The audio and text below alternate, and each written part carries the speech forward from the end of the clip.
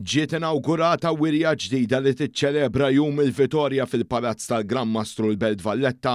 Din il-wirja se tibqa' miftuħa l-pubbliku sal-ħadd 14 ta' Settembru. Din ġiet inawgurata mill-Ministru għall-Kultura Owen Bonnici li spjega li din il-wirja li tfakkar l-460 sena anniversarju mir-rebħa tar-assedju l-kbir bl-isem ta' 8 ta' Settembru l-ewwel jum nazzjonali.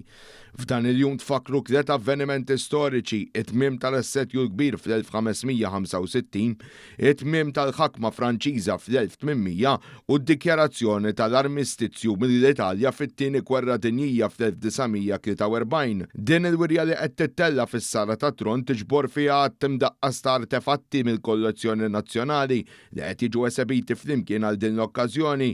Fost l-oħrajn brabta mal-assedju l-kbir hemm l-affreski ta' Matteo Perez d'Aleccio li hemm fil-palazz stess akkumpanjati minn mapep kif ukoll medalji u muniti tas-seklu 16. Hemm ukoll tliet platti kbar tal-fidda li kienu offruti mill-Maltin lill-Ingliżi u medalji mogħtija lill-eroj Maltin wara li tneħħit il-ħakma Franċiża. Hemm ukoll sunett miktub bl-idejn minn qawwiet Maltin bħala parti mit-tħejjijiet taċ-ċelebrazzjonijiet tar-rebħa.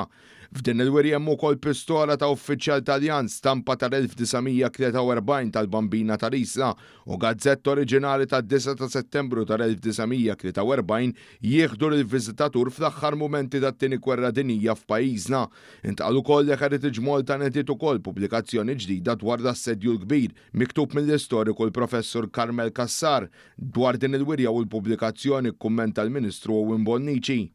U allura din niċċelebraw din id-data tant importanti billi nitkellmu dwar l-istorja marbuta ma' 3 episodji distinti fl-istorja ta' pajjiżna li kollha jduru mad-data ta' 8 ta' Settembru. Din hija wirja u pubblikazzjoni li qegħdin nagħmlu biex inkomplu insaħħu il-sens ta' gburija fil-fatt li aħna Maltin, aħna poplu Malti wawċi maqut u gburi.